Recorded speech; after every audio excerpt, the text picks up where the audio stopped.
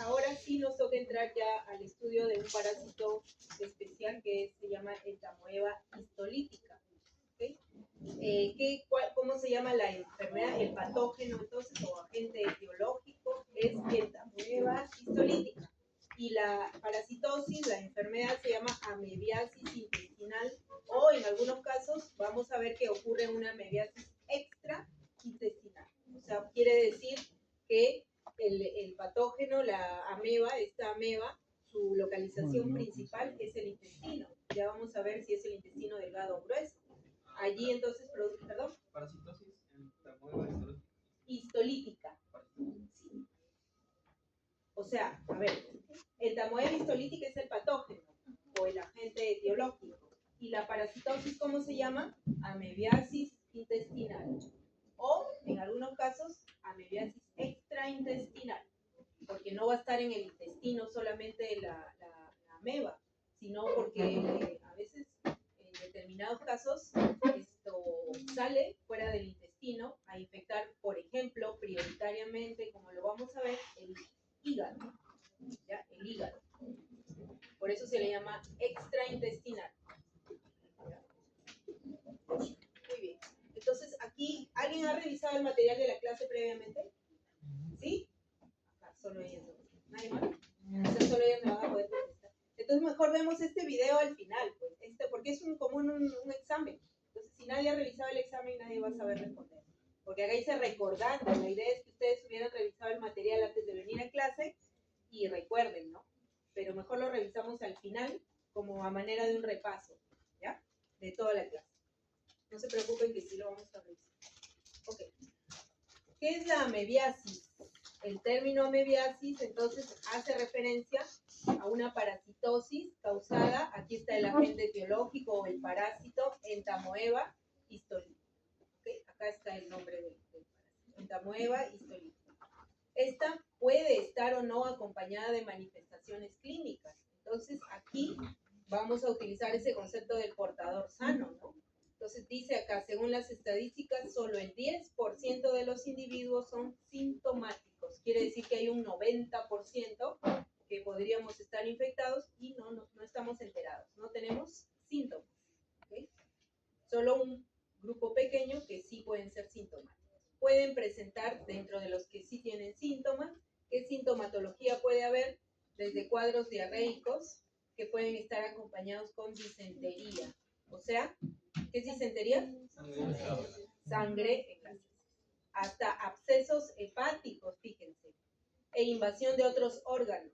Entonces yo les dije que había una amebiasis intestinal y una extraintestinal. Cuando hablamos de extraintestinal, o sea, fuera del intestino, entonces, ¿dónde? En el hígado. Y no solo en el hígado, sino dice invasión de otros órganos, como ya lo vamos a ver, el pulmón, el cerebro, ¿verdad? El pericardio, ¿okay? La pleura también, ¿no? Entonces, extraintestinal, a todos esos se les llama amebiasis extraintestinal. ¿Okay? Y la intestinal es la que solamente la ameba se localiza en el intestino. ¿Ok? Intestino. Muy bien. Epidemiología de esta parasitosis. La amebiasis es una parasitosis cosmopolita. ¿Okay? O sea, está en todo el mundo encontramos casos, ¿no? Pero es más frecuente en países tropicales, ¿no? Por ejemplo, acá si vemos el mapa de Sudamérica, miren dónde está más este color amarillito, Brasil, ¿no? Ahí tenemos. Aquí también en Argentina también tenemos algunos casos, aunque en Brasil mucho más, y aquí, este país de acá que viene a ser Colombia, ¿verdad? Colombia, más de 20% de casos, ¿no? Entonces, se considera que existen 500 millones de personas afectadas por entamoeba histolítica, de ellos 10% presentan una amebiasis invasora, de las cuales 2 a 20% desarrollan amebiasis extraintestinal, especialmente de absceso hepático. Entonces, ¿se acuerdan al inicio de la clase que había ese caso de una persona que tiene diarrea con sangre y moco y presenta una masa en el lado derecho? Pues el hígado, ¿no? Entonces, ahí ustedes rapidito empiezan a sospechar de entamoeba histolítica. Pero ya no Si les dice, ¿cómo se llama la parasitosis? ¿Cómo se llamaría? Amebiasis extraintestinal. Y si quieren ser más específicos, ya le ponen hepática, o entre paréntesis, hepática. Porque extraintestinal puede ser en el cerebro. Entonces, más directo, hepática de frente. ¿Okay? Alrededor de 100.000 personas mueren al año por amebiasis.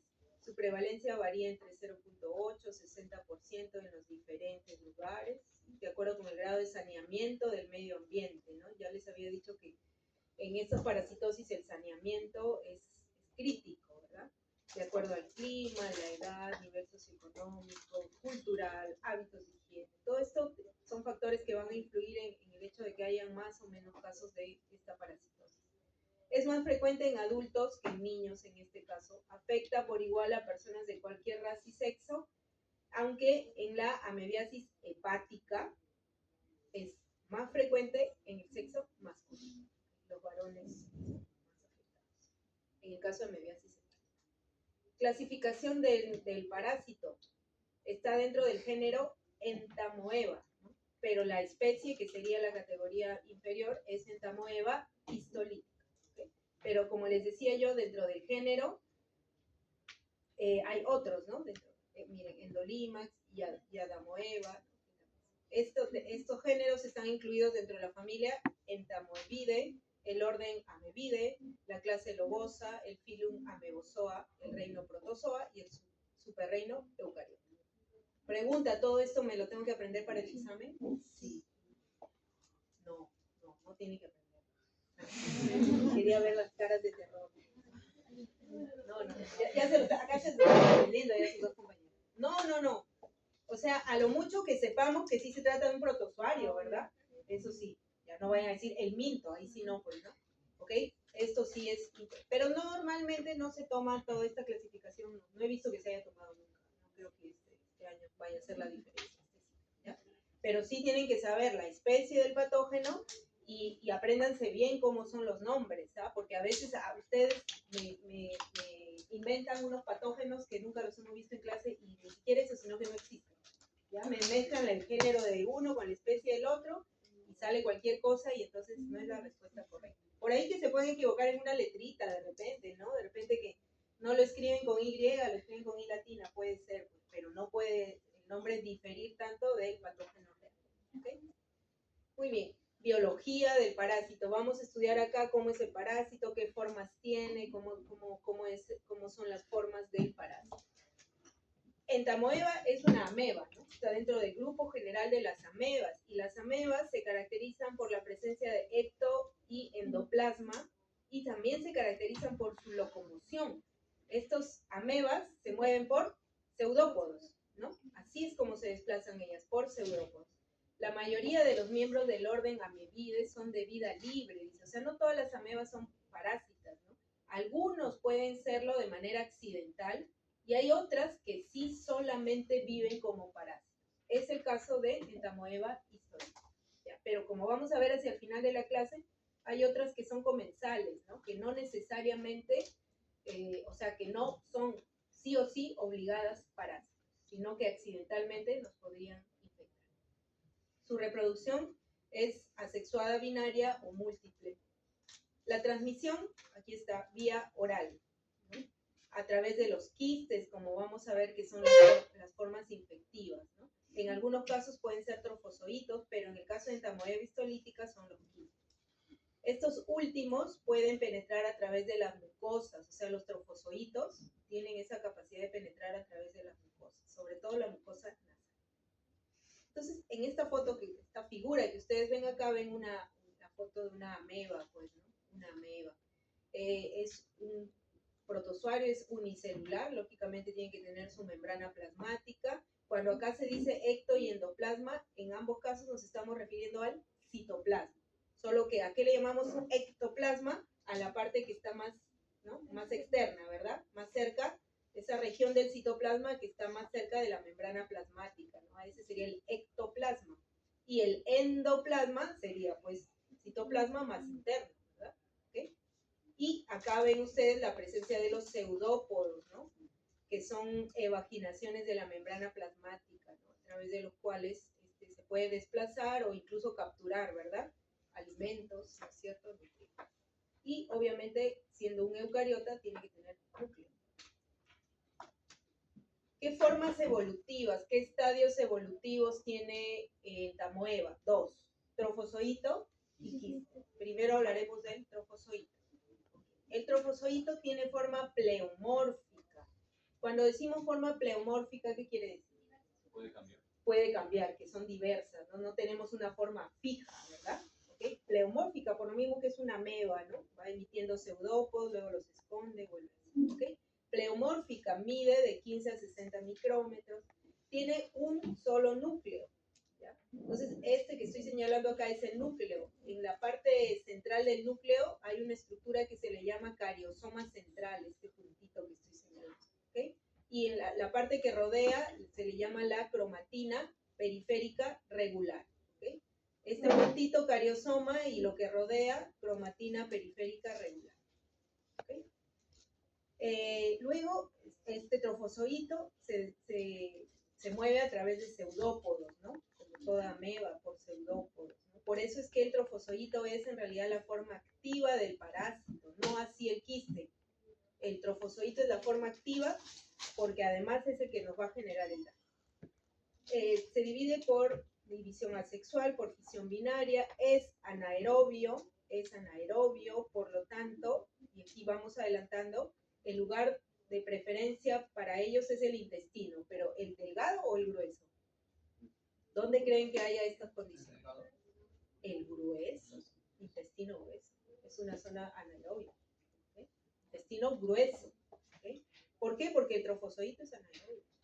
Okay. Muy bien, entonces este sería el trofozoito con su núcleo, ¿verdad? Acá tenemos, esto sí es una foto real de un trofozoito, miren, es pleomórfico, no tiene forma definida, acá está el núcleo y a veces se pueden ver al interior del trofozoito. Estos trofozoitos tienen la habilidad de fagocitar eritrocitos. Entonces miren, estas bolitas que se ven acá son eritrocitos que han sido fagocitados por este trofozoito. ¿Okay? Solo este redondito de acá es el núcleo. Y acá se puede ver en esta foto de otro trofozoito, se puede ver el ectoplasma, que es esta parte que se ve que es más clara, que no tiene puntitos, no tiene granulaciones, ¿no? El endoplasma tiene granulaciones y hacia la parte externa está el ectoplasma que no tiene gránulos, es la parte más pegadita a la membrana, ¿ya? ¿Okay? Ecto y endoplasma.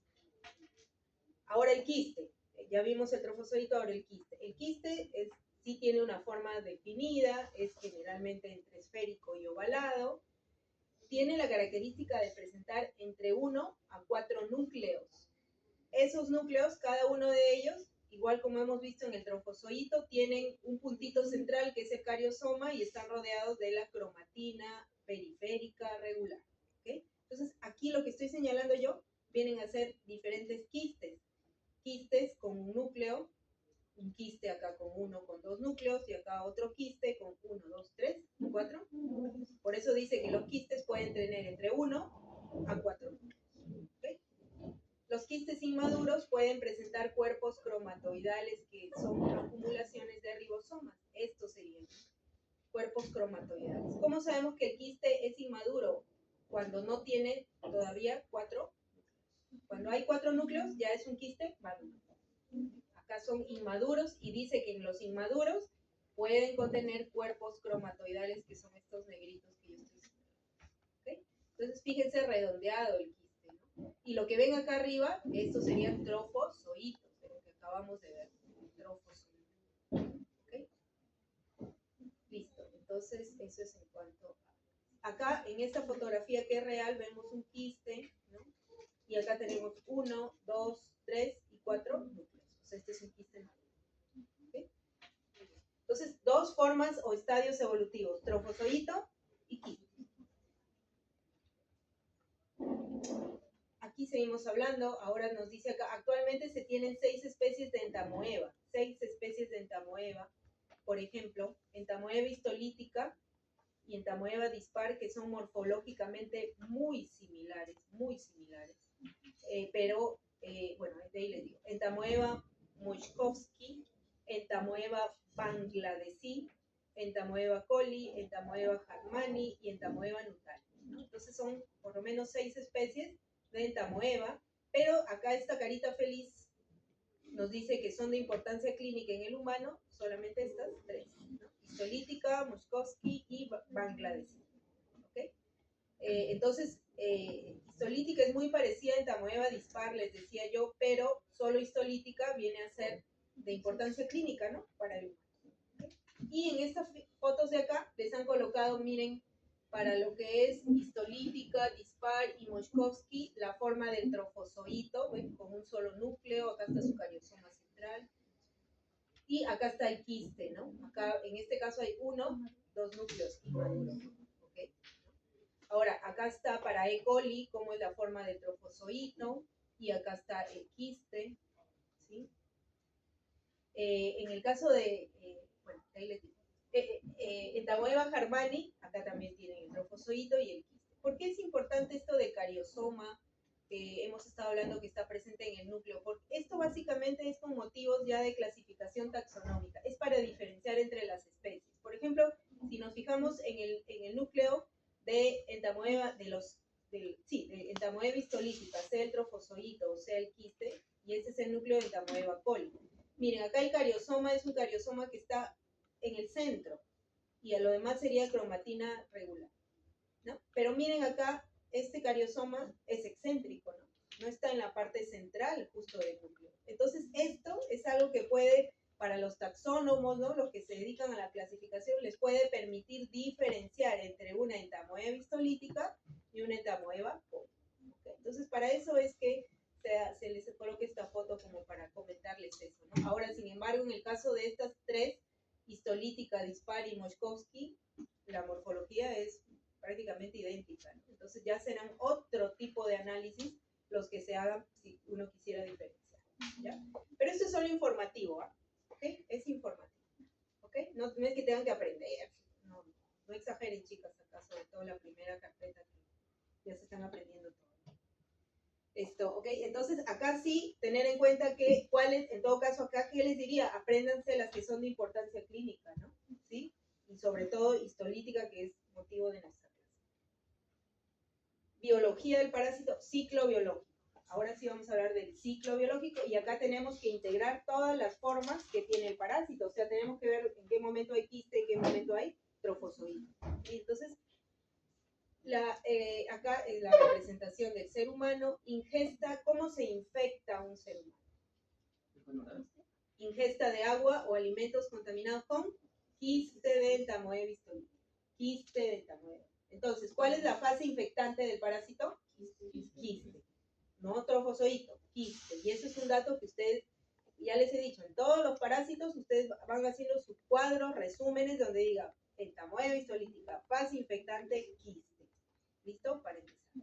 Ok, entonces la persona consume agua o alimentos contaminados con los quistes del parásito. Son quistes maduros. ¿Cómo sabemos que está maduro? 1, 2, 3, 4 núcleos.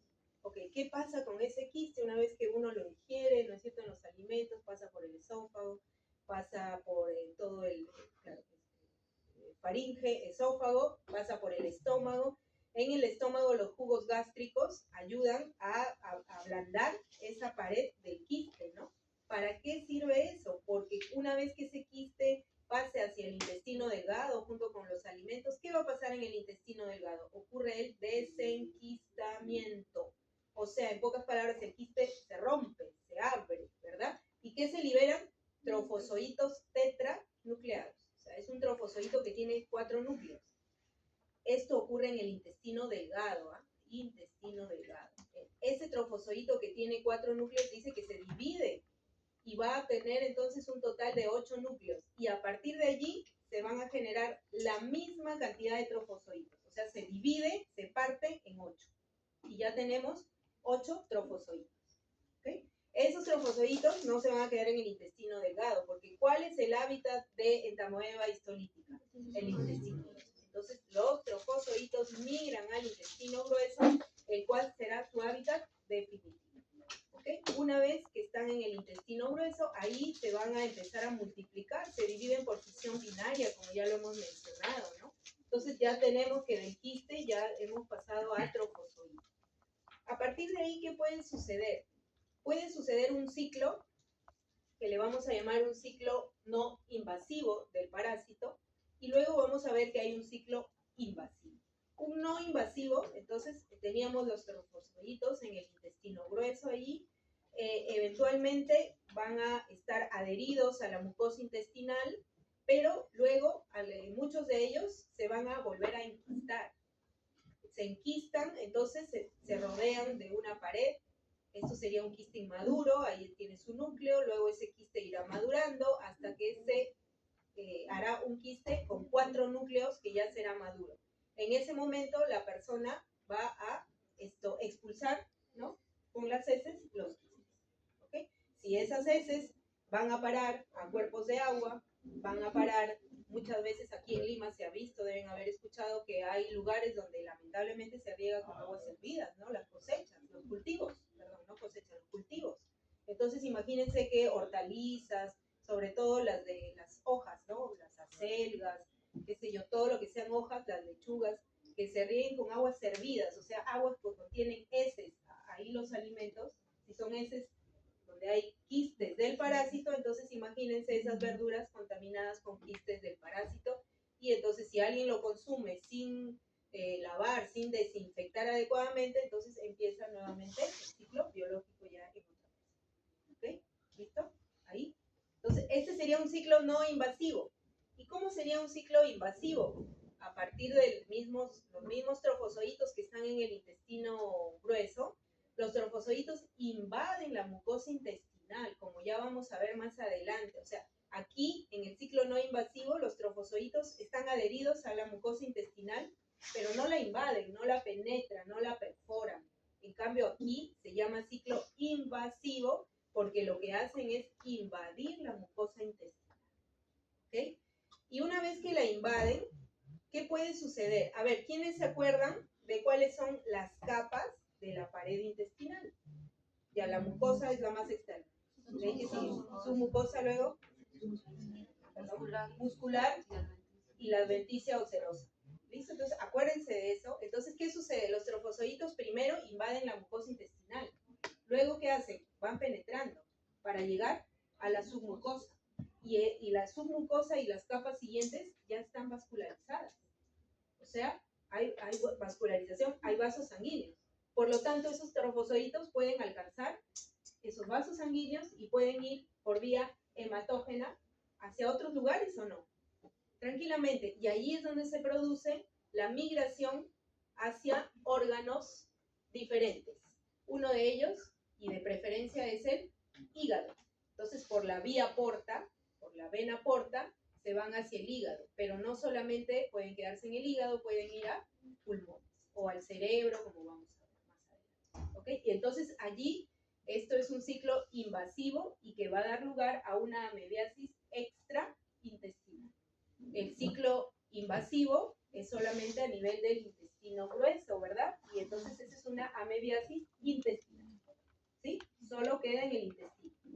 En la invasiva, como invade la mucosa, penetra la mucosa, la submucosa, puede llegar a vasos sanguíneos, alcanzar la sangre y por la sangre diseminarse a otros órganos, entonces da lugar a una amebiasis extraintestinal. ¿Se entiende? ¿Sí? Muy bien.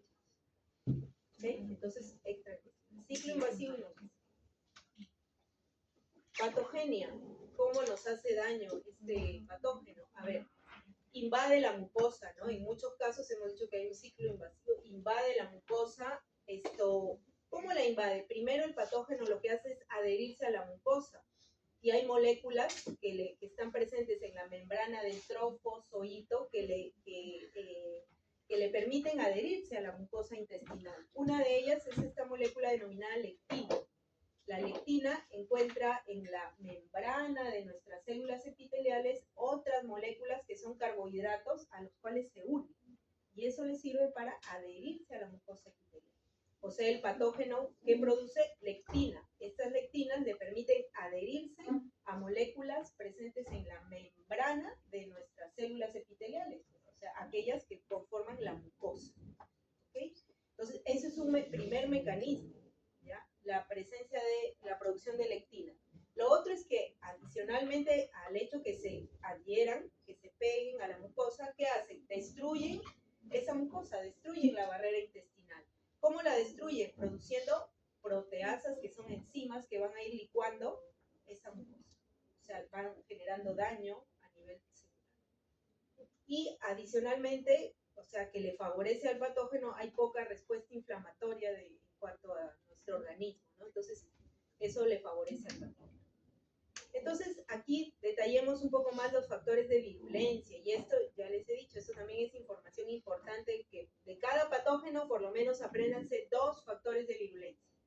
Van a tener varios que aprender, sí, pero es importante, chicos. Se los digo para que lo tengan en cuenta para el examen. Entonces, por ejemplo, acá vamos a nombrar 3 factores de virulencia, o sea, son 3 características del patógeno para generar el daño. Capacidad de producir lectinas. Hemos dicho que las lectinas son para adherencia. Ese es un primer mecanismo. Otro mecanismo es la producción de proteasas para la destrucción de proteínas. Por ejemplo, elastina, colágeno y otros componentes de la matriz extracelular, ¿no? Si nosotros pasamos de la capa de la mucosa, vamos a llegar a la submucosa. ¿Y la submucosa de qué está compuesta? ¿Acaso no es matriz extracelular? ¿No tiene fibras de elastina, de colágeno? Tiene. Y eso es lo que destruye con sus proteasas el patógeno. Entonces, revisen ese concepto, ¿no? Entonces, las proteasas degradan elastina, colágeno y otros componentes de la matriz extracelular, ¿ya? Y por acá no se menciona, pero más adelante sí, de una vez se los voy comentando. Otro tercer mecanismo es la formación de amebaporos. ¿Qué son amebaporos? Son, como el nombre lo dice, poros que el patógeno genera en la membrana plasmática de las células epiteliales, ¿no? De la mucosa intestinal. Genera poros, o sea, produce enzimas que le producen huecos a la membrana. Y eso entonces, si la membrana es agujereada, esa célula se va a lisar, ¿no? Se va a romper, se va a dañar, se va a necrosar. ¿Ya? Eso es otro tercer mecanismo. Entonces, mecanismos de daño, factores de virulencia en Entamoeba coli, producción de lectinas, producción de proteasas, producción de amebaporos, por lo menos con ¿sí? Y aquí también, fíjense, este parásito resiste a la lisis mediada por el complemento. Ustedes ya llevaron inmuno, ¿no? Ya. ¿Se acuerdan que es el complemento? ¿Sí? ¿Qué es el complemento? Ya, ¿pero qué es? Es parte de la inmunidad innata. Ya, ¿pero qué viene a ser el complemento químicamente? Enzimas, proteínas, ajá. ¿Sí? Que se activan toda una cascada, ¿no? Una cascada de señalización, pero van a llevar a opsonizar a los patógenos para luego lisarlos, ¿no? Entonces, por eso dice que este patógeno, ¿qué hace? Resiste la lisis mediada por complemento. O sea, las proteínas del complemento se deberían ensamblar sobre el patógeno y luego activar ese complejo de lisis, ¿no? De la membrana, ¿verdad? Y lisarlo. Pero el patógeno, ¿qué hace? Resiste a esa lisis. Ese es otro mito. ¿Okay? El huésped tiene mecanismos de resistencia, o sea, nosotros podemos resistir, luchar contra este patógeno, sí, siempre y cuando tengamos un sistema inmunológico activo, inmunocompetente, ¿no? Además, nosotros somos capaces de producir hidrolasas que degradan ¿a quién? A la lectina. Entonces, si nosotros le degradamos al parásito su lectina, ¿qué no va a poder hacer? Adherirse. Nos estamos defendiendo, ¿verdad? Presencia de galactosa evita la adhesión a la mucosa. Esto también es otro mecanismo. O sea, en nuestras células epiteliales expresamos galactosa, ¿no? Sobre la membrana plasmática. Y eso impide la adherencia también del patógeno. Y además producimos una inmunoglobulina que es la IgA contra las proteínas de adherencia, o sea, contra esas lectinas. ¿Okay? Entonces, en todos esos casos se afecta el mecanismo de adherencia del patógeno, porque el primer paso para que este parásito nos haga daño es que tiene que adherirse a nuestra mucosa. Bien, y el daño principal que produce una vez que este patógeno se adhiere a la mucosa del intestino grueso es la formación de úlceras. O sea, va a producir daño a nivel de la mucosa, va a producir necrosis del tejido y va a generar heridas. En casos graves, incluso puede perforar toda la pared intestinal y puede llegar a producir una peritonitis, ¿verdad? Que puede llevar a la muerte a las personas. Entonces, ¿qué produce? Úlceras que pueden permitir la invasión por vía porta al hígado o invadir a otros órganos por vía hemática. Entonces, habíamos dicho que el parásito primero se adhiere y luego puede pasar la submucosa, puede pasar la mucosa, la submucosa, que ya son tejidos donde hay vasos sanguíneos. Entonces, alcanza sangre y de allí se disemina al hígado o a otros órganos. Patogénesis de la infección. Bien, entonces acá podemos ver, fíjense acá, la comparación de una infección asintomática y acá una sintomática invasiva, ¿no? Entonces, en la sintomática, acá tenemos, esta figura representa el epitelio, ¿no? El epitelio, o sea, las células epiteliales de la mucosa, y acá esta capa que es de moco, ¿no? Acuérdense que hay células caliciformes, ¿no? Que producen moco. Entonces, fíjense acá, tenemos estos que estoy señalando yo, son trofozoitos, ¿no? de esta amoeba, que están aquí pegados, adheridos acá al moco, ¿no? Pero fíjense, aun cuando se van multiplicando, ¿no? Se van multiplicando por fisión binaria, estos no invaden, ¿no? Miren, no penetran, no pasan la capa de moco, menos llegan a las células epiteliales. Algunos de ellos se pueden enquistar, ¿no? Y son eliminados en las heces. Entonces, esta es una infección asintomática, ¿no? El parásito está ahí, pero no genera síntomas. Entonces, permanece en el lumen intestinal, en la luz del intestino. Infección asintomática. ¿Cómo es una sintomática? Aquí hay invasión. Entonces, si hay invasión, miren cómo los trofozoitos penetran la capa de moco. Para eso también usan sus proteasas. Y fíjense, luego llegan a las células epiteliales, ¿no? Entonces, fíjense, nuevamente aquí hacen daño, generan lisis de las células, ya les he dicho que generan amebaporos, ¿no? Y rompen, dañan, además con sus proteasas también pueden licuar algunas, la propia membrana, ¿no? Y luego, fíjense, alcanzan acá la circulación, ¿no? Porque acá nos habla de una diseminación, esto es un vaso sanguíneo y esta sería la sangre. Y a través de la sangre se puede diseminar a otros órganos, ¿okay? Extraintestinales, ¿no? Esto es lo que nos había comentado el ciclo de vida invasivo. Así es, pues. Claro. Este sería el invasivo, ¿no? Y eso sería el no invasivo. ¿Okay? Por acá hay algún detalle más del ciclo de invasión o del mecanismo de invasión, cómo empieza con una adherencia, y acá son importantes las lectinas, ¿no? Estas vienen a ser células epiteliales, este sería el trofozoito. Luego viene la activación del programa de virulencia, o sea, esto acá, el parásito activa, despliega todas sus armas, ¿no?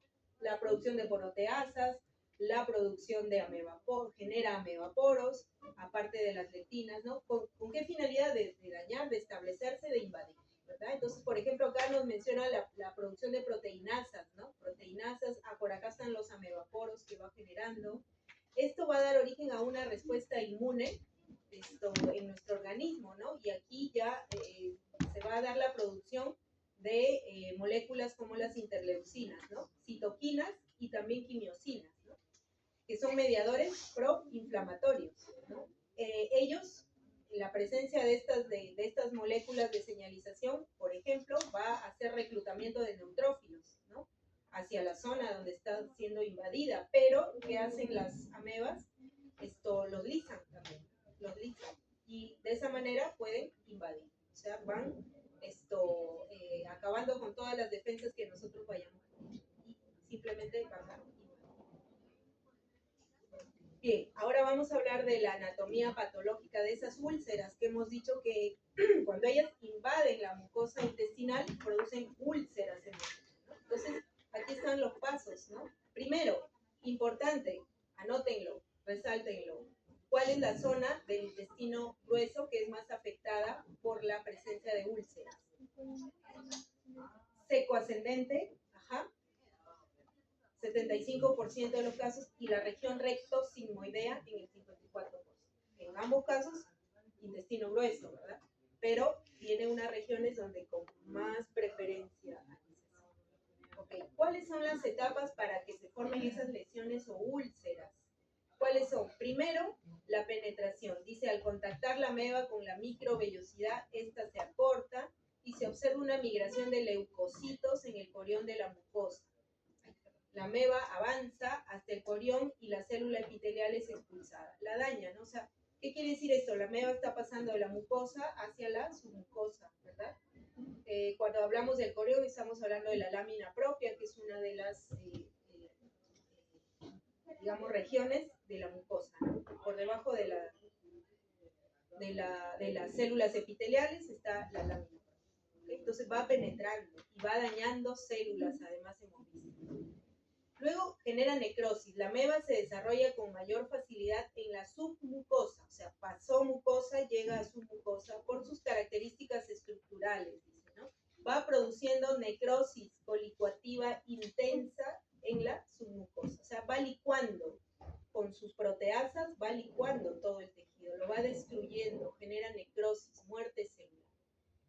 Una vez que ocurre eso, se generan las úlceras. Entonces las úlceras son lesiones necrosadas que se transforman en úlceras características, y este es un tipo de úlcera que se le ha denominado en botón de camisa.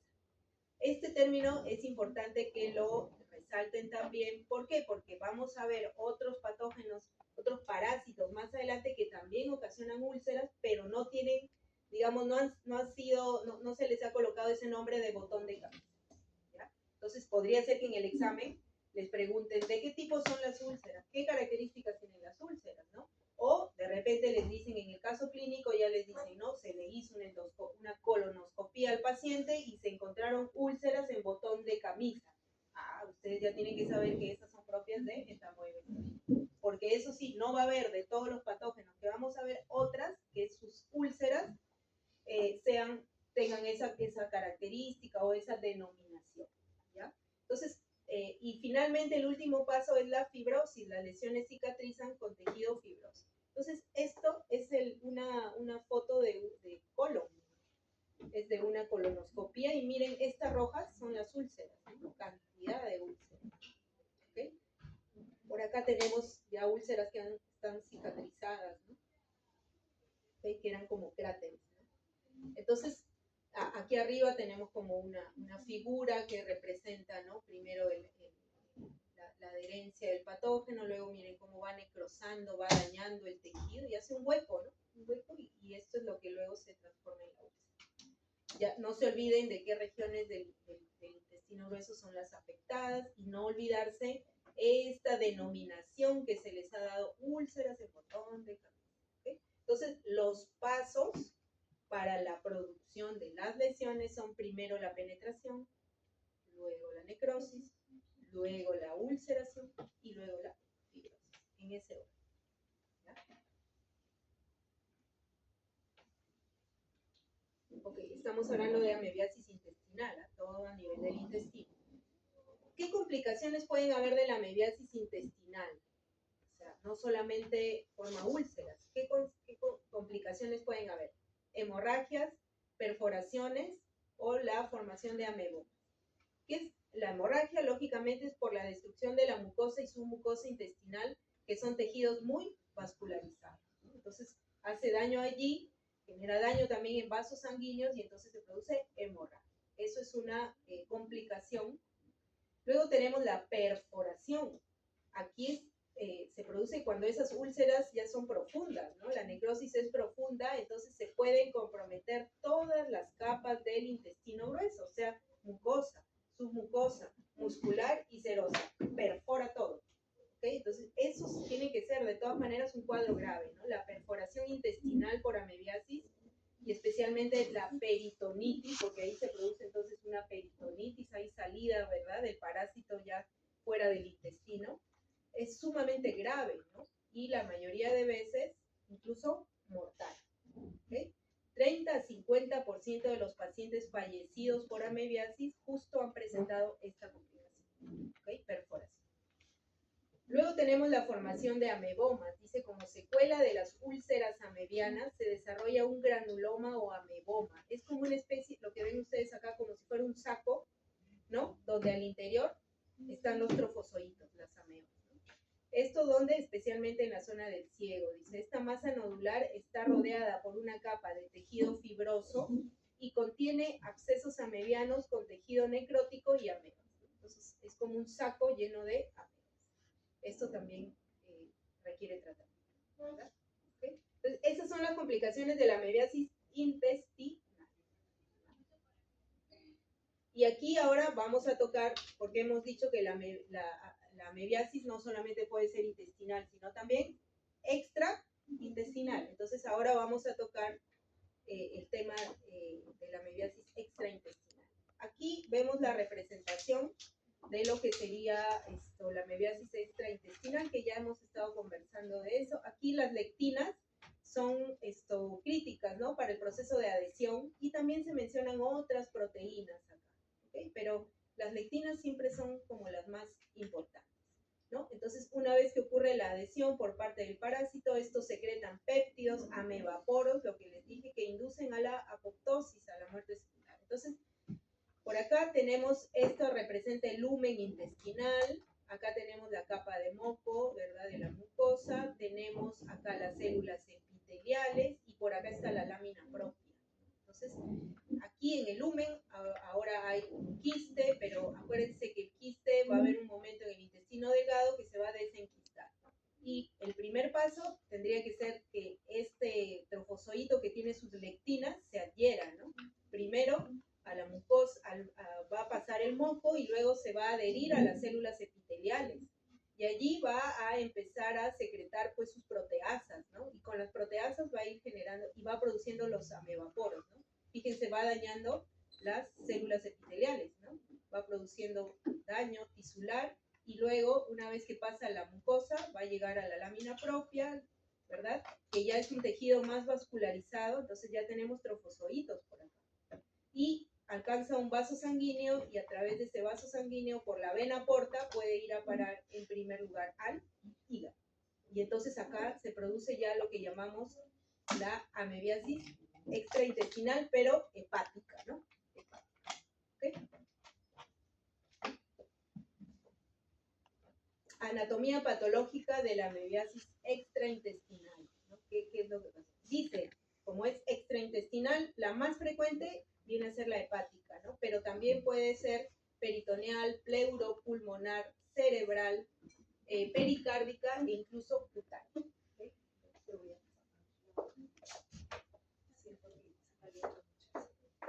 ¿Okay? Muy bien, la amebiasis hepática en primer lugar, dice, es la más frecuente de las amebiasis secundarias o extraintestinales. Entonces, esta es la de mayor prevalencia. Se presenta en el 1 a 5% de las amebiasis intestinales clínicamente manifiestas. O sea, una persona que tiene una amebiasis intestinal, ¿no?, 1 a 5% de los pacientes pueden llegar a desarrollar una amebiasis hepática. ¿Okay? Los trofozoitos llegan por la vía porta y por ello es que comprometen con mayor frecuencia el lóbulo derecho del hígado, ¿no?, que es donde desemboca esta vena. Sin embargo, la mayoría, dice, pueden ser destruidos por las células del sistema retículo endotelial del hígado, ¿no? Solo cuando llega un número mayor de amebas y originan una zona de necrosis por embolia, se origina la amebiasis hepática. O sea, el sistema retículo endotelial es parte del sistema inmune, pues, ¿no?, de nuestro cuerpo. Entonces, hay resistencia de parte de los hepatocitos, ¿no?, para poder eliminar a los trofozoitos. Sin embargo, cuando llega un número elevado, ¿verdad?, entonces simplemente se establece la amebiasis hepática. Al crecer el absceso hepático, entonces se establecen los trofozoitos en el hígado. ¿Qué puede suceder? Que ese absceso hepático se rompa. Y al romperse por vecindad, puede afectar ahora sí a otros órganos. Por ejemplo, la pleura y los pulmones, por ejemplo, el pericardio, ¿no?, esa membrana que rodea, que vuelve al corazón, ¿verdad?, y a la pared abdominal, o bien los trofozoitos pueden llegar a otros órganos por vía sanguínea, como el cerebro. ¿Okay? La mayoría de las amebiasis pleuropulmonares y pericárdicas son secundarias a la amebiasis hepática. O sea, primero se da la amebiasis intestinal, luego la hepática, y si el paciente tiene la mala suerte que el absceso hepático se rompa, allí, a través de la sangre, invade otros órganos. el corazón, el cerebro, los pulmones. ¿Ok? A eso se refiere acá. La mayoría de amebiasis pleuropulmonares son secundarias a la amebiasis hepática. Primero es la hepática, se rompe el absceso y por la sangre se va a otros órganos. El absceso amebiano cerebral es una necrosis también, o sea, genera necrosis del tejido nervioso y se observa, dice, en la que se observa una gran hiperplasia de la glía. La glía viene a ser todo el tejido de sostén, ¿verdad?, del sistema nervioso. ¿Sí? Bien, ahora vamos a hablar de manifestaciones clínicas. Hemos estado hablando del daño que produce, factores de virulencia. Ahora, ¿cómo se manifiesta? Pues la amebiasis intestinal, ¿no? ¿Cómo se manifiesta? Entonces, primero, amebiasis intestinal, ¿ok? Que la sintomatología se puede dividir en formas agudas o formas crónicas. La forma aguda puede ser puede ocasionar una rectocolitis amebiana o disentería amebiana. Entonces aquí se presentan lesiones ulceronecróticas en la región rectosigmoidea. El paciente puede presentar bujo, tenesmo. Aquí esto es clave, ¿no? Eliminación de sangre o pus y mucosidades por el recto. Hay compromiso del estado general, astenia, dinamia, fiebre, dolor en las fosas ilíacas. Entonces esta es una rectocolitis amebiana, presencia de úlceras y esto como es disentérico, ¿no? Lo otro es una colitis fulminante. Las úlceras necróticas pueden perforar el intestino, o sea, acá ya hay una complicación mayor. Este cuadro es muy grave, por eso se le dice ya pues fulminante, ¿no? Fulminante, o sea, ya puede causar incluso la muerte, pero afortunadamente es una forma poco frecuente. Y simplemente un cuadro diarreico, en este caso las lesiones no son tan profundas. En ocasiones, si las lesiones afectan al ciego y al apéndice, podrían simular una apendicitis aguda. Podrían simular. Pero esto sería como decir la forma aguda, la menos grave, ¿no? Simplemente lo que ocasiona es diarrea. Y en cuanto a las formas crónicas, estas pueden presentar periodos de diarrea alternados con periodos de normalidad o incluso con estreñimiento. O sea, aquí es un cuadro que realmente no reviste la gravedad como pueden ser estas formas agudas que hemos revisado, ¿no? Incluso se dice al examen físico el paciente tiene un buen estado, ¿no? Entonces, en estos casos puede haber periodos en los que hay diarrea, periodos en los que hay estreñimiento, periodos en los que está normal el paciente. Muchas veces, entonces, podría incluso pasar desapercibido, ¿no? El paciente no le da mayor importancia. Aquí, ahora la amebiasis extraintestinal. Entonces, ¿cómo se manifiesta la amebiasis extraintestinal? Miren, en el 80, sobre todo la amebiasis hepática. Entonces, hemos dicho que el hígado es el órgano de preferencia cuando sale del intestino grueso el parásito, ¿no? Entonces, en 80% de los casos, ¿cuál es la sintomatología? Hepatomegalia, fiebre y dolor. Esa es la triada para amebiasis intestinal. Fiebre y dolor, 91% de los casos. Fiebre y dolor, miren, por eso es parte de la triada. Y lo otro es la hepatomegalia en 88% de los casos, ¿no? Entonces, siempre que se les presente algún caso como el que vimos al inicio de la clase, ¿verdad? Dolor en la zona derecha, ustedes piensen en esa hepatomegalia. Y si adicionalmente hay fiebre y dolor, entonces muy probablemente estemos hablando de una amebiasis extraintestinal. Y luego otra sintomatología en un poco menor porcentaje. Y en el caso de la amebiasis pleuropulmonar, cardíaca, cutánea, peritoneal y cerebral, por lo general se presenta en personas con amebiasis hepática. Primero han tenido amebiasis hepática que por contigüidad compromete la pleura, los pulmones, el pericardio o la pared del abdomen, ¿no? Hemos dicho que si el absceso hepático se rompe, hay órganos vecinos que van a ser afectados, ¿no? La peritonitis se origina por perforación de una úlcera del colon o por ruptura de un absceso. Las lesiones de los genitales, piel, perianal o pared abdominal se deben a extensión directa de las lesiones intestinales. Ok. en ocasiones las amebas no solamente quedan en estas zonas que acabamos de mencionar, sino que por la misma sangre pueden ir hacia el cerebro. Y en el cerebro el daño, o digamos, sí, el daño puede ser variable dependiendo del tamaño y ubicación de las lesiones que ahí se generan. ¿Qué parte del encéfalo es el afectado? ¿Okay? Entonces, no olvidar que para la amebiasis hepática la triada de síntomas, hepatomegalia, fiebre y dolor. Ok, diagnóstico. ¿Cómo diagnosticamos amebiasis? Aquí se ha dividido, miren, amebiasis intestinal de amebiasis hepática, ¿no?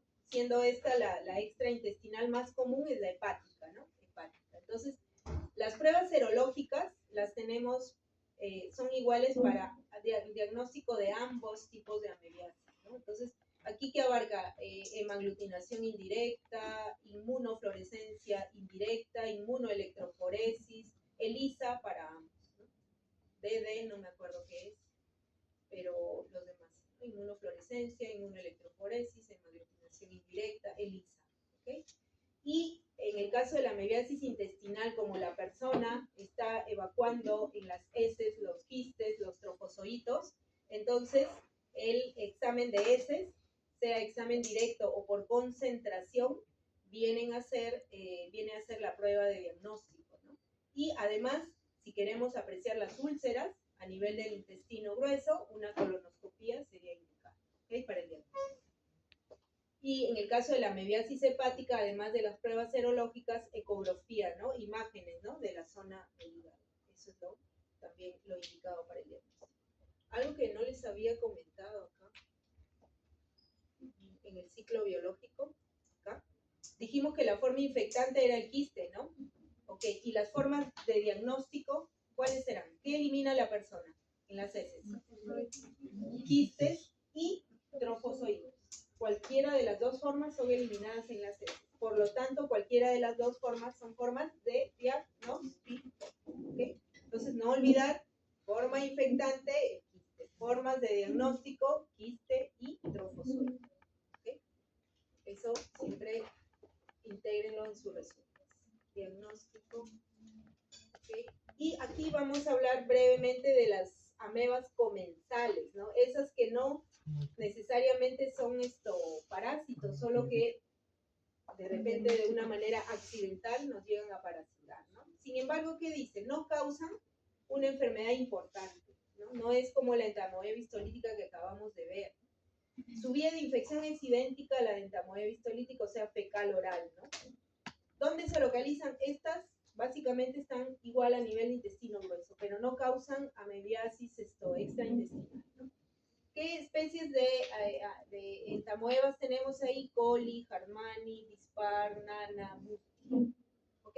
Fíjense, todas son del género entamoeba, pero estas son comensales, ¿no? Entonces no causan enfermedad importante. Aquí les han colocado, les han colocado por acá las fotos de los trofozoitos, de los quistes, de cada una de esas especies, ¿no? Igual esto es un tema informativo. Ciclo biológico de las amebas comensales, si nos llegaran a parasitar, el ciclo es prácticamente idéntico al de entamoeba histolítica. Entonces, empezamos por el hecho de que la persona puede ingerir a través de alimentos contaminados los quistes maduros, ¿no? Los quistes maduros del parásito, ¿no? Entonces, ingiere los quistes. ¿Dónde se desenquistan? En el intestino delgado, ¿verdad? Y luego los trofozoitos van hacia el intestino grueso. Y a partir de allí la persona puede ir eliminando quistes y trofozoitos presentes en las heces. Por lo tanto, la forma diagnóstica viene a ser quistes y trofozoitos. ¿Ok? Ahí están jugando la ruleta. Ok, quistes y trofozoitos. ¿Ok? La forma infectante, el quiste. Y aquí también, fíjense, es también forma diagnóstica. ¿Okay? Forma diagnóstica. ¿Okay? Tratamiento. Aquí sí, recomendación, apréndanse algo del tratamiento. Siempre, para todos los patógenos, tienen que aprender por lo menos un medicamento. No digo todos, ¿ah? Pero por lo menos un medicamento. ¿Okay? Entonces, si la infección, dice acá que la OMS y la Organización Panamericana de la Salud recomienda que todos los casos de la infección por entamoeba sean tratados, incluyendo portadores sanos. ¿Ok? Entonces, para el caso de portadores asintomáticos, entonces tenemos la paramomicina, el furoato de diloxanida, el teclosam. Y para el caso de los sintomáticos, ya tenemos la familia de los azoles, timidazol, ornidazol, seguidazol, nitaxosanida y metronidazol. Metronidazol es uno que siempre en varias parasitosis lo vamos a ver, o sea que quizás este puede ser el que más fácilmente se lo puedan aprender, porque se va a repetir. Si ya en el examen no saben uno, le ponen metronidazol por si acaso. Por si acaso, en una de esas le aciertan. ¿Okay? Muy bien, y acá simplemente esto es para recordar, ¿no? Las capas de la pared intestinal, ¿verdad? La mucosa, la submucosa que me dijo usted, las capas musculares, la subserosa y serosa. Y entonces cuando las entamoebas perforan todo esto, ¿verdad? Ese es donde producen, pues, esa enfermedad mucho más grave. Prevención. Medidas fundamentales. Saneamiento, ¿no? Saneamiento del medio ambiente, en especial lo relacionado con la eliminación de excretas, de basura y existencia de agua potable. Eso es lo ideal, ¿verdad? En un mundo ideal debería ser así. Realizar una adecuada educación sanitaria también para crear hábitos de higiene personal, por decir, el lavado de manos es pues básico acá, ¿no? Y también, aparte de eso, control de higiene en los alimentos y los manipuladores, ¿no? Hemos dicho que de preferencia alimentos cocidos, si son verduras que no se pueden cocer todas, obviamente, porque hay verduras que se consumen frescas, pero lavadas y desinfectadas. Ya saben ustedes por qué, porque ahí pueden haber quistes, ¿no? De este parásito. Ahora sí aplicamos lo aprendido. Primero vemos esto y luego el que nos faltó, que yo les dije lo vemos aquí. La ruleta. Uy, no funciona. La ruleta. Entonces primero el del sapito. Ese es el que nos quedó pendiente. Ok, ¿dónde se localiza entamoeba histolítica? Y alguna vez se ¿Cuántos estadios evolutivos tienen? 3. ¿Cuáles serían los 3? ¿Viste y trofozoitos? ¿De dónde me inventaste en tercero? 2, pues ves, hubieras fallado ahí. Menos 5 puntos. 2 nada más. Tipo de, bueno, acá debería decir ciclo, ¿no? Ciclo biológico de entamoeba histolítica.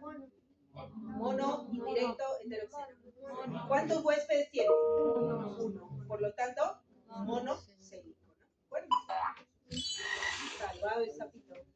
¿Cuál de las siguientes es entamoeba histolítica? ¿Hay alguno que les parezca que lo hemos visto en la clase? Ya, pero ¿qué letra? Pues la A, ¿verdad? Uno de ellos es el núcleo y los otros son glóbulos rojos, que yo les dije que el trofozoito se había fagocitado, ¿no? Bueno, okay. Estos trofozoitos pueden fagocitar glóbulos. A ver, vamos a ver si pertenece al reino. Yo les dije que como mínimo salvaron al sapito. Por eso era mejor hacerlo como repaso. ¿Ya? Ahora la ruleta, ¿ok? La ruleta. A ver si ganan un premio antes de irse. Por 25 puntos. La meriasis es una parasitosis cosmopolita. Correcto.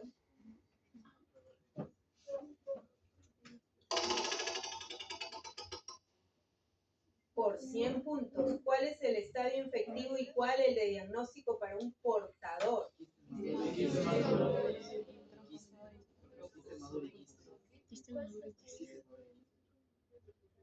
De hecho, el estadio infectivo, ¿cuál hemos dicho? Maduro, ¿verdad? Entonces, es una de estas. Y el estadio de diagnóstico de un portador, podría ser cualquiera de los dos, pero como les dice un portador, los portadores normalmente eliminan ¿ya? Los trofozoitos están en las heces más comúnmente cuando la persona tiene enfermedad, ¿ya? ¿Ok? Además, fíjense, los trofozoitos suelen ser lábiles, frágiles. Entonces, imagínense que se recolectan las heces de una persona que pueda estar enferma emite allí quistes y trofozoitos. Para el momento que muchas veces la muestra en el laboratorio se va a analizar, los trofozoitos han muerto, ¿no? Entonces lo que mayormente se encuentra son quistes. Sin embargo, ambas pueden ser formas de...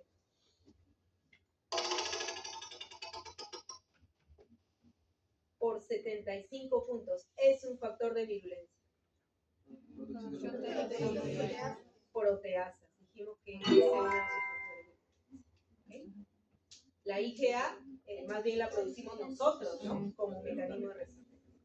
Listo. Seguimos. Ahora vamos ganando. Por 250 puntos. Etapas de la lesión intestinal. Por acá dice la segunda, por allá. La segunda, la B, sí, claro. Penetración, luego viene la necrosis, úlcera. Correcto. Y acá el casino, chicos. Estamos ganando todo. ¿Okay? La forma de amebiasis extraintestinal más frecuente. Y por 500, no, por 500 puntos. Es una prueba de diagnóstico que la podemos utilizar en ambos. ELISA, ¿verdad? Yo les dije que esta, la serológica. Listo. Ganaron. ¿Qué premio quieren? ¿A quién irse de viaje? Pero si recién empezamos el curso, ¿ya? ¿Para qué año es? Ya cuando sean médicos ustedes, ¿no? Ya se van. ¿Listo? Muy bien. ¿Ustedes creen que ya se pueden ir? No, no he visto que ya se pueden ir, chicos. Yo sé que ya se quieren ir, pero falta, pues. Un momento para que nos faltan un par de diapositivas. Integrar lo aprendido. Este es el resumen. A ver, biología, formas del parásito, trofozoito y quiste. Solo 2, nada de 3 formas evolutivas. 2, ¿ok? El trofozoito es la forma activa entre el quiste y el trofozoito. ¿Cuál es el que nos produce el daño? ¿Verdad? El quiste no, porque acuérdense que ese se desenquista, ¿verdad? Y salen los otros. Histolítica y dispar son morfológicamente similares, pero solo histolítica vimos que tenía la carita feliz que nos indicaba que era patógena. La patogenia, esto es algo que les pueden tranquilamente preguntar en el examen como algo general. ¿De qué va a depender de que un parásito nos haga daño?